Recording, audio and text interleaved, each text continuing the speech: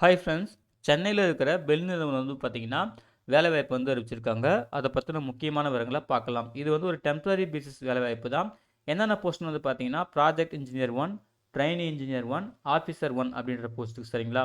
So vacancy details பார்ப்போம். Eligibility கிரைட்டீரியாலாம் பார்ப்போம். First பார்த்தீங்கன்னா, ப்ராஜெக்ட் இன்ஜினியர் கேட்டகரிக்கு பார்த்தீங்கன்னா, எலக்ட்ரானிக்ஸ் குரூப்புக்கு 3 வேக்கன்சி, மெக்கானிக்கல் பார்த்தீங்கன்னா 6 வேக்கன்சி, சிவிலுக்கு பார்த்தீங்கன்னா 1 வேக்கன்சி ஓகேங்களா?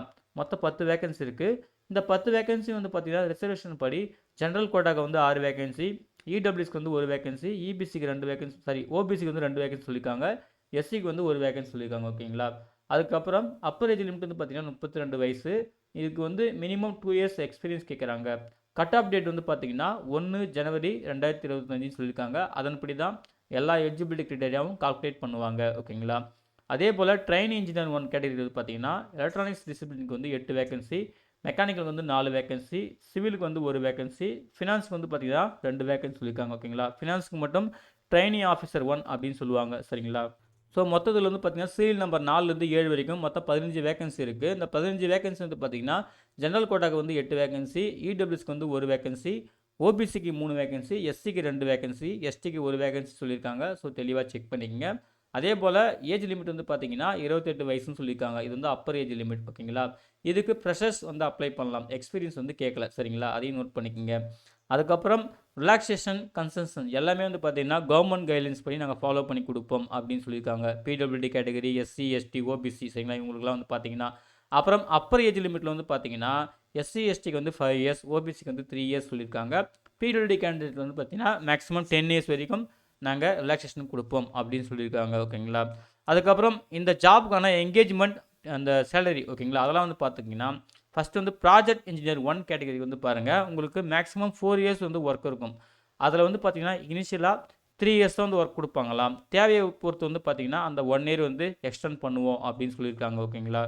அது கூடவே சேலரி பார்த்தீங்கன்னா ஃபஸ்ட் இயருக்கு 40,000ம், செகண்ட் இயருக்கு பார்த்தீங்கன்னா 45,000 ஒரு மாதத்துக்கும், தேர்ட் இயருக்கு பார்த்தீங்கன்னா 50,000 ரூபாய் ஒரு மாதத்துக்கும், அப்புறம் ஃபோர்த் இயருக்கு பார்த்தீங்கன்னா 55,000 ஒரு மாதத்துக்கும் உங்களுக்கு சேலரி இருக்கும்னு சொல்லியிருக்காங்க ஓகேங்களா? ஸோ அதையும் நோட் பண்ணிக்கங்க. அப்புறம் செகண்டாக பார்த்தீங்கன்னா ட்ரெயினி இன்ஜினியர் 1, ஆஃபீஸர் 1 கேட்டகரிக்கு பாருங்கள், இவங்களுக்கு மேக்ஸிமம் 3 இயர்ஸ் தான் அந்த டென்யூரே இருக்கும். இனிஷியலாக உங்களுக்கு 2 இயர்ஸ் ஒர்க் கொடுப்பாங்க. அப்புறம் தேவையை பொறுத்து பார்த்தீங்கன்னா 1 இயர் எக்ஸ்டெண்ட் பண்ணலாம் அப்படின்னு சொல்லியிருக்காங்க ஓகேங்களா? ஸோ உங்களுக்கான பே ஸ்கேல் பார்த்தீங்கன்னா ஃபஸ்ட் இயருக்கு 30,000 ரூபாய் ஒரு மாதத்துக்கும், செகண்ட் இயருக்கு பார்த்தீங்கன்னா 35,000 ரூபாய் ஒரு மாதத்துக்கும், தேர்ட் இயருக்கு பார்த்தீங்கன்னா 40,000 ரூபாய் ஒரு மாதத்துக்கும் இருக்குன்னு சொல்லியிருக்காங்க. அதையும் பார்த்துக்குங்க. கூடவே சம் பெனிஃபிட்ஸ்லாம் இருக்கும் அப்படின்னு சொல்லியிருக்காங்க ஓகேங்களா? அதையும் நோட் பண்ணிக்கோங்க. அதாவது ரிட்டன்ஷன் போனஸ்லாம் இருக்கும்னு சொல்லியிருக்காங்க. அதெல்லாம் அங்கே தெளிவாக கொடுத்துருக்காங்க. அதை செக் பண்ணிக்கோங்க சரிங்களா? அப்புறம் கல்வி தகுதி ஓகேங்களா? அதை பாருங்கள். ப்ராஜெக்ட் இன்ஜினியர் 1 அதில் எலக்ட்ரானிக்ஸ் கேட்டகரிக்கு பார்த்தீங்கன்னா பிஇ, பிடெக், பிஎஸ்சி இன்ஜினியரிங், அதாவது electronics and communication, electronics and telecommunication communication சரிங்களா? இந்த ஃபீல்டில் முடிச்சவங்களாம் நீங்கள் அப்ளை பண்ணலாம் சொல்லியிருக்காங்க. அப்புறம் மெக்கானிக்கலுக்கு பார்த்தீங்கன்னா நீங்கள் மெக்கானிக்கல் டிபார்ட்மெண்ட் மட்டும் தான் படிச்சிருக்கணும் சரிங்களா? இந்த டிசிப்ளின் மட்டும் தான் படிச்சிருக்கணும்னு சொல்லியிருக்காங்க. அதையும் நோட் பண்ணிக்கோங்க. அதே போல் சிவிலுக்கு பார்த்தீங்கன்னா பிஇ, பிடெக், பிஎஸ்சி இன்ஜினியரிங்கில் நீங்கள் சிவில் தான் படிச்சிருக்கணும்னு சொல்லியிருக்காங்க. அதையும் நோட் பண்ணிக்கோங்க. அதே போல் ட்ரெயின் இன்ஜினியர் 1க்கு பார்த்தீங்கன்னா எலக்ட்ரானிக்ஸ் சரிங்களா? இங்கே ப்ராஜெக்ட் இன்ஜினியரிங் என்ன சொன்னாங்களோ அதே குரூப் தான் இங்கேயும் சொல்லியிருக்காங்க. நோட் பண்ணிக்கோங்க. அதே போல் மெக்கானிக்கலுக்கு மெக்கானிக்கல், சிவில் சரிங்களா? லாஸ்ட்டாக 7th ட்ரெயினி ஆஃபீஸர் 1 ஃபினான்ஸுக்கு பார்த்தீங்கன்னா எம்பிஏல ஃபினான்ஸ் நீங்கள் முடிச்சிருக்கணும் சரிங்களா? சப்போஸ் நீங்கள் டியூவல் ஸ்பெஷலிசேஷன் அந்த கோர்ஸ் முடிச்சிருந்தீங்கன்னா ஃபினான்ஸ் தான் மேஜராக எடுத்துப்பாங்க அப்படின்னு சொல்லியிருக்காங்க ஓகேங்களா? ஆக மொத்தத்தில் ஃபினான்ஸ் முடிச்சவங்களுக்கு தான் இது எலிஜிபிள் சரிங்களா? ஸோ அதையும் நோட் பண்ணிக்கங்க. இதுதான் கல்வி தகுதி சரிங்களா? அதுக்கப்புறம் பாஸ் கிளாஸ் ஓகேங்களா? அவங்க சொல்லியிருக்கிற அந்த கல்வி தகுதியில் நீங்கள் பாஸ் கிளாஸ் பண்ணியிருந்தாலே போதும். நீங்கள் அப்ளை பண்ணலாம் அந்த ரிலவெண்ட் டிசிப்ளினில் அப்படின்னு சொல்லியிருக்காங்க. அதே போல் எக்ஸ்பீரியன்ஸ் கேட்குறாங்க இல்லையா? ப்ராஜெக்ட் இன்ஜினியர் 1க்கு இந்த 2 இயர்ஸ் எக்ஸ்பீரியன்ஸ் பார்த்தீங்கன்னா எந்த மாதிரி எக்ஸ்பீரியன்ஸ்லாம் நாங்கள் கன்சிடர் பண்ணிப்போம், எந்த மாதிரி எக்ஸ்பீரியன்ஸ்லாம் நாங்கள் கன்சிடர் பண்ணிக்க மாட்டோம் அப்படின்னு சொல்லிட்டு தெளிவாக அந்த ஏபிசிடி இந்த லிஸ்ட்டில் கொடுத்துருக்காங்க. அதை தெளிவாக செக் பண்ணிக்கோங்க. உங்களுக்கான கைட்லைன்ஸ் கரெக்டாக மீட் ஆகுதான்னு பார்த்துக்குங்க.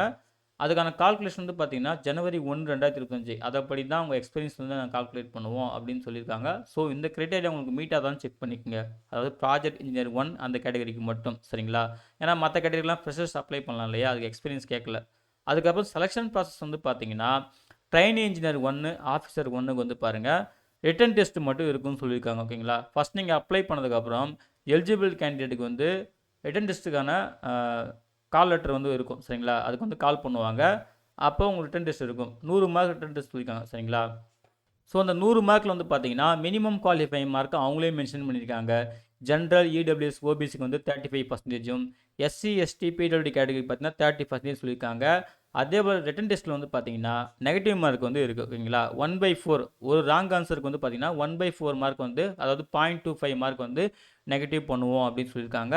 நீங்கள் வந்து அட்டன் பண்ணாமல் விட்டிங்கன்னா நெகட்டிவ் பண்ண மாட்டாங்க. ஸோ கேர்ஃபுல்லாக ஹேண்டில் பண்ணிக்கோங்க.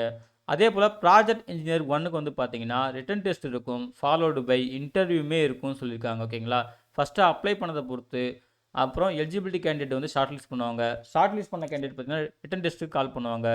ரிட்டன் டெஸ்ட் முடிஞ்சதுக்கப்புறம் வந்து பார்த்தீங்கன்னா அதில் குவாலிஃபை ஆகிறவங்களுக்கு வந்து இன்டர்வியூ இருக்கும்னு சொல்லியிருக்காங்க ஓகேங்களா. ஸோ இதோட வெயிட்டேஜ் வந்து பார்த்தீங்கன்னா ரிட்டன் டெஸ்ட்டுக்கு வந்து 85%, அதே போல் இன்டர்வியூக்கு வந்து பார்த்தீங்கன்னா 15% சொல்லியிருக்காங்க. மொத்தம் 100% சரிங்களா. அதை தாங்க தெளிவாக சொல்லியிருக்காங்க. மினிமம் குவாலிஃபைங் மார்க் வந்து பார்த்தீங்கன்னா ஜென்ரல், இடபிள்யூஎஸ், ஓபிசிக்கு வந்து ரிட்டன் டெஸ்ட்க்கு வந்து பார்த்தீங்கன்னா 35%, இன்டர்வியூக்கு வந்து 35% சொல்லியிருக்காங்க. அதே போல் எஸ்சி, எஸ்டி, பிடபிள்யூடி பார்த்தீங்கன்னா ரிட்டன் டெஸ்ட்டுக்கு வந்து 30%, இன்டர்வியூக்கு வந்து பார்த்தீங்கன்னா 30% சொல்லியிருக்காங்க சரிங்களா. அதான் மினிமம் குவாலிஃபைங் மார்க், அதையும் நோட் பண்ணிக்கோங்க ஓகேங்களா. அதுக்கப்புறம் வென்யூ எங்கே வந்து இந்த ரிட்டன் டெஸ்ட்டு இன்டர்வியூலாம் நடக்கும்னு பார்த்தீங்கன்னா சென்னையில் தான் நடக்கும்னு தெளிவாக கொடுத்துருக்காங்க. அதையும் நோட் பண்ணிக்கோங்க சரிங்களா. அது கூடவே எப்படி அப்ளை பண்ணுறதுன்னு சொல்லியிருக்காங்க. இது வந்து கம்ப்ளீட்டாக ஆன்லைன் மோடு தான் அப்ளை பண்ணணும்னு சொல்லியிருக்காங்க. இந்த லிங்க் வந்து பார்த்தீங்கன்னா இந்த நோட்டிஃபிகேஷன்லேயே இருக்குது, நீங்கள் செக் பண்ணிக்கலாம்னு சொல்லியிருக்காங்க. நானுமே டிஸ்கிரிப்ஷனில் தரேன், செக் பண்ணி நீங்கள் அப்ளை பண்ணிக்கோங்க ஓகேங்களா. அப்ளிகேஷன் ஃபீஸ் வந்து பார்த்தீங்கன்னா நீங்கள் வந்து ப்ராஜெக்ட் இன்ஜினியர் 1 அந்த கேட்டகரிக்கு அப்ளை பண்ணிங்கன்னா ஜென்ரல், இடபிள்யூஎஸ், ஓபிசி கேட்டகரிக்கு வந்து ₹422 ஃபீஸ் அப்படின்னு சொல்லியிருக்காங்க. அப்புறம் ட்ரெயின் இன்ஜினியர் 1, ஆஃபீஸர் 1 இந்த கேட்டகரிக்கு அப்ளை பண்ணிங்கன்னா ஜென்ரல், இடபிள்யூஎஸ், ஓபிசி கேட்டகரிக்கு வந்து ₹177 ஃபீஸுன்னு சொல்லியிருக்காங்க. நீங்கள் வந்து ஆன்லைனில் தான் பே பண்ணணும் சரிங்களா. அதே போல் அதுக்கான கைட்லைன்ஸுமே கொடுத்துருக்காங்க. நீங்கள் நியர்பை எஸ்பிஐ பிரான்ச்சில் பே பண்ணலாம். அதுக்கான செலான் நீங்கள் வந்து அப்ளை பண்ணும்போதே ஜென்ரேட் பண்ணணும்னு சொல்லியிருக்காங்க. ஸோ உங்களுக்கான நியர்பை எஸ்பிஐ பிரான்ச் எங்கோ அங்கே நீங்கள் பே பண்ணலாம் அப்படின்னு சொல்லியிருக்காங்க. பே பண்ணதுக்கப்புறம் அந்த செலானை வந்து ஜென்ரேட் பண்ணிவிட்டு நீங்கள் ஆன்லைனில் வந்து அப்லோட் பண்ணுற மாதிரி இருக்கும். அதுக்கு டீட்டெயில் கைட்லைன் கொடுத்துருக்காங்க, அதை நீங்கள் செக் பண்ணிக்கோங்க ஓகேங்களா. அப்புறம் எஸ்சி, எஸ்டி, பிடபிள்யூடி கேண்டிடேட்லாம் வந்து பார்த்தீங்கன்னா ஃபீஸ் எதுவும் பே பண்ண தேவையில்ல அப்படின்னு சொல்லியிருக்காங்க. அதையும் வந்து பார்த்துக்குங்க ஓகேங்களா. ஃபீஸ் ஒன்ஸ் பே பண்ணிட்டா ரீஃபண்ட் பண்ண மாட்டோம் அப்படின்னு சொல்லியிருக்காங்க. அதையும் பார்த்துக்குங்க. இங்கே கொடுத்துருக்காங்க பாருங்கள், இன்ஸ்ட்ரக்ஷன் ஃபார் மேக்கிங் பேமெண்ட் அப்படின்னு கொடுத்துருக்காங்க. ஸோ தெளிவாக செக் பண்ணிவிட்டு அதுக்கப்புறம் நீங்கள் பே பண்ணுங்கள். ஸோ இதுதான் வந்து பே பண்ணுறதுக்கான கைட்லைன்ஸ் ஓகேங்களா. அப்புறம் உங்களுக்கு வந்து பார்த்தீங்கன்னா எஸ்பிஐ கலெக்ட் ரெஃபரன்ஸ் நம்பர்னு ஒன்று இருக்கும். நீங்கள் பே பண்ணதுக்கப்புறம் அந்த நம்பர் நோட் பண்ணி வச்சுக்கோங்க, அது ரொம்ப முக்கியம் சரிங்களா. அப்புறம் என்னென்ன டாக்குமெண்ட்ஸ்லாம் அப்லோட் பண்ணணும் அதுக்கான லிஸ்ட்டு கொடுத்துருக்காங்க, தெளிவாக பார்த்துக்குங்க. அது கூடவே வந்து பார்த்தீங்கன்னா நீங்கள் எஸ்பிஐ பிரான்ச்சில் வந்து பே பண்ணிங்கன்னா எஸ்பிஐ கலெக்ட் பேமெண்ட் செலான் அதையும் நீங்கள் அப்லோட் பண்ணுற மாதிரி இருக்கும், அதையுமே கொடுத்துருக்காங்க. ஸோ இந்த லிஸ்ட்டை தெளிவாக செக் பண்ணிக்கோங்க, என்னென்ன டாக்குமெண்ட்லாம் தேவைப்படுதுன்னு சொல்லிட்டு ஓகேங்களா. அப்புறம் ஜென்ரல் இன்ஸ்ட்ரக்ஷன் கொடுத்துருக்காங்க. அதில் வந்து பார்த்தீங்கன்னா இது வந்து இந்தியன் சிட்டிசன்ஸ் யார் வேணாலும் அப்ளை பண்ணலாம்னு சொல்லியிருக்காங்க. போஸ்டிங் வந்து பார்த்தீங்கன்னா கம்பெனி தேவையை பொறுத்து ஓகேங்களா, எந்தெந்த ப்ராஜெக்ட் சைஸ்லாம் வந்து தேவைப்படுதோ அங்கே வந்து உங்களுக்கு ஒர்க் இருக்கிற மாதிரி இருக்கும்னு சொல்லியிருக்காங்க. அதையும் வந்து நோட் பண்ணிக்கோங்க ஓகேங்களா. அதுக்கப்புறம் இன்சூரன்ஸ் கவரேஜ் இருக்குன்னு சொல்லியிருக்காங்க, அதையும் பார்த்துக்குங்க. அப்புறம் அவங்க சொல்லியிருக்கிற கல்வி தகுதி, அவங்க என்ன டிசிப்ளின் சொல்லியிருக்காங்களோ அது மட்டும் தான் நீங்கள் வந்து முடிச்சிருக்கணும் அப்ளை பண்ணுறவங்க சரிங்களா. சப்போஸ் வேறு ஏதாவது அதுக்கு ரிலேட்டடாக முடிச்சிருந்தீங்கன்னா நீங்கள் வந்து நாட் எலிஜிபிள், நாங்கள் கன்சிடர் பண்ணிக்க மாட்டோம், நாங்கள் சொன்ன டிசிப்ளின் தான் நீங்கள் அப்ளை பண்ணணும், அப்படி நாங்கள் சொன்ன டிசிப்ளின் இல்லைன்னா நீங்கள் அப்ளை பண்ணக்கூடாதுன்னு தெளிவாக சொல்லியிருக்காங்க. அதையும் பார்த்துக்குங்க. எந்த ஒரு இன்ஃபர்மேஷன் வந்து பார்த்தீங்கன்னா நாங்கள் வந்து இமெயில் மூலிமா தான் உங்களுக்கு இன்டிமேட் பண்ணுவோம். ஸோ ஆக்டிவில் இருக்கிற இமெயில் ஐடி கொடுத்து அப்ளை பண்ணுங்கள் அப்படின்னு சொல்லிட்டு ரெக்வஸ்ட் பண்ணியிருக்காங்க, அதையும் வந்து பார்த்துக்குங்க. ஸோ நீங்கள் ராங்காக கொடுத்தீங்கன்னா நாங்கள் எதுவும் பொறுப்பு இல்லை அப்படின்னு சொல்லியிருக்காங்க, அதையும் வந்து பார்த்துக்குங்க சரிங்களா. அதுக்கப்புறம் வந்து பார்த்தீங்கன்னா project engineer 1, train engineer 1, officer 1 இந்த எல்லா கேட்டகரிக்கும் ரிட்டன் டெஸ்ட் வந்து பார்த்தீங்கன்னா ஒரே டைமில் ஒரே டேயில் வந்து நடக்கும் அப்படின்னு தெளிவாக கொடுத்துருக்காங்க ஓகேங்களா. அதையும் நோட் பண்ணிக்கோங்க. அதுக்கப்புறம் வந்து பார்த்தீங்கன்னா அதாவது ரிட்டன் டெஸ்ட்டு, இன்டர்வியூ, அதுக்கான கேண்டிடேட் லிஸ்ட்டு, அப்புறம் ஃபைனல் செலெக்ஷன், இது எல்லாத்துக்கான கேண்டிடேட் லிஸ்ட்டும் வந்து பார்த்தீங்கன்னா நீங்கள் பெல்லோட இந்த அஃபிஷியல் வெப்சைட்டே செக் பண்ணிக்கலாம் கேரியர் செக்ஷனில் அப்படின்னு தெளிவாக கொடுத்துருக்காங்க ஓகேங்களா. ஸோ நீங்கள் டைம் டு டைம் வந்து பார்த்தீங்கன்னா இந்த பெல் வெப்சைட்டில் செக் பண்ணிட்டே இருங்க, அப்போ தான் உங்களுக்கு வந்து என்ன அப்டேட் பண்ணுறாங்கன்னு தெரியும். அதே போல் இந்த போஸ்டிங் வந்து பார்த்தீங்கன்னா நீங்கள் அப்ளை பண்ணுறதுக்கான லாஸ்ட் டேட் வந்து 31 ஜனவரி 2025 தெளிவாக கொடுத்துருக்காங்க. ஸோ அந்த டேட்டுக்குள்ளே அப்ளை பண்ணுங்கள். ஓகேங்களா? உங்களுக்கு இந்த அப்ளிகேஷன் ரிலேட்டடாக ஏதாவது டவுட் இருந்துச்சுன்னா நீங்கள் வந்து ஃப்ரீயாக வந்து காண்டாக்ட் பண்ணலாம். மெயில் ஐடி கொடுத்துருக்காங்க, டெலிஃபோன் நம்பரும் கொடுத்துருக்காங்க. சரிங்களா? உங்களுக்கு டவுட் இருந்துச்சுன்னா கால் பண்ணலாம். உங்களுக்கு டெக்னிக்கலாக ஏதாவது சப்போர்ட் வேணும், ஆன்லைனில் ஆன்லைனில் வந்து ஃபார்ம் சப்மிட் பண்ணுறதுக்கு அப்படின்னா அதுக்குன்னு தனியாகவே மெயில் கொடுத்துருக்காங்க. சரிங்களா? அதையும் நீங்கள் நோட் பண்ணிக்கோங்க. ஸோ இதான் வந்து காண்டாக்ட் டீட்டெயில்ஸ். ஓகேங்களா? அவ்வளோதான் ஃப்ரெண்ட்ஸ். இதுதான் வந்து பார்த்தீங்கன்னா பெல் நிறுவனம் சென்னை லொக்கேஷன் நந்தம்பாக்கம். சரிங்களா? ஸோ இவங்க அறிவிச்சிருந்த project engineer 1, trainee engineer 1, officer 1 இந்த கேட்டகரிக்கு இந்த வேலைவாய்ப்புக்கான முக்கியமான விவரங்கள். சரிங்களா? அப்ளை பண்ணுறதுக்கு முன்னாடி இந்த நோட்டிஃபிகேஷன் கிளியராக ஒரு டைம் பாருங்கள், ரீட் பண்ணுங்கள். உங்களுக்கு எலிஜிபிலிட்டி க்ரைட்டீரியாலாம் மீட் ஆச்சுன்னா ஆன்லைனில் அப்ளை பண்ணுங்கள். சரிங்களா? இந்த நோட்டிஃபிகேஷன் டவுன்லோட் பண்ணுறதுக்கான லிங்க்கையும் ஆன்லைனில் அப்ளை பண்ணுறதுக்கான லிங்க்கையும் இந்த வீடியோ டிஸ்கிரிப்ஷனில் தரேன். செக் பண்ணி நீங்களும் யூஸ் பண்ணிக்கோங்க. சரிங்களா? இந்த வீடியோ பிடிச்சிருந்தா மறக்காமல் லைக் பண்ணுங்கள். மறக்காமல் உங்கள் ஃப்ரெண்ட்ஸுக்கும் ஷேர் பண்ணுங்கள். யாராவது ஒருத்தருக்காவது ஹெல்ப்ஃபுல்லாக இருக்கும். சரிங்களா? அப்ளை பண்ணுற எல்லாருக்கும் wish you all the best. Thank you.